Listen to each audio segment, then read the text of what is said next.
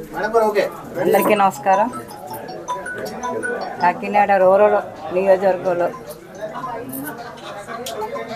రాష్ట్రం విడిపోయిన తర్వాత 2014 నుంచి 2019 వరకు కూడా చంద్రబాబు నాయుడు గారు ఆదేశాల మేరకు ప్రజలు కోరికల వరకు మేము అన్నీ చేయగలిగాం. ఎందుకంటే రాజకీయం నాకు కొత్త.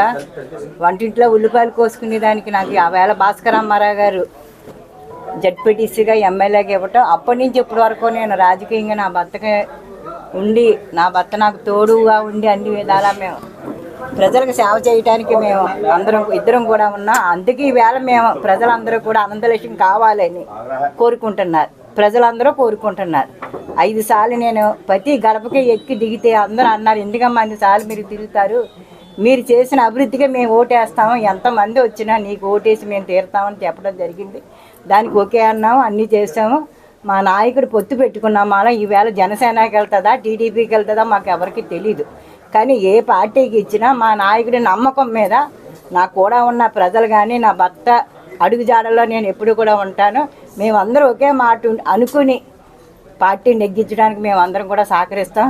కానీ ఎప్పటి నుంచో ఉన్న బీసీలది ఈ సీటు సంప్ర కానించి నాయక్ గారి కానించి బీసీ సీట్ ఇది. ఈవేళ బీసీ సీటుని తీసుకొని పక్కన పెట్టి ఓసీలకి ఇస్తామంటే బీసీలు ఎవరు ఒప్పుకోవట్లేదు. కానీ మేము వాళ్ళందరినీ కూడా సరి చేసుకుంటున్నాం. మన నాయకుడు ఏం చెప్తారు చేద్దాం, కంగారు పడకండి అంటున్నారు. అందరూ కూడా ఉద్రేకంగా ఉన్నారు. ఎందుకంటే ఇప్పుడు మాకు బీసీలకి ఇక్కడ ఎవరండి, నాకు కాదు ఎవరికి ఇవ్వరు. ఎక్కడ ఇస్తారు అసలు అని బీసీలకి లేరా ఓట్లు? బీసీలు వెయ్యక్కలేద్దా? ఈ నాయకులందరినీ ఎగ్గించక్కలేద్దా? మేము పెదపూడి మండలం కానీ కొత్తపిల్ల మండలం కానీ మేము చేసిన అభివృద్ధి మన కొండవారు వెళ్ళాం. అమ్మ వేళ మీరు చేసిన అభివృద్ధికి వేళ మేము అందరం ఉన్నాము, మళ్ళీ వేళ కనిపించారు మీరని అంటంలో మేము ఆ వేళ చేసిన సేవలకి ప్రజలు గుర్తించారు. మాకు అదే చాలు. ఎవరికి ఇచ్చినా ఏం చేసినా పార్టీ పరంగా మేము చేస్తాం. కానీ ఒకే విషయం, అన్ని విధాలా దొంగలు చేసిన తర్వాత మా ఇంట్లో ఏదో దొంగతనం చేశారు, ఏదో తప్పు చేశారు, సీట్ రానివ్వటం తప్పది. దానికైతే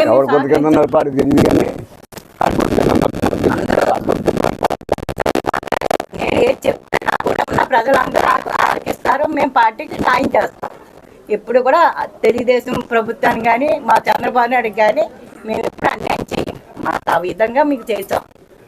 అందరికీ నమస్కారం.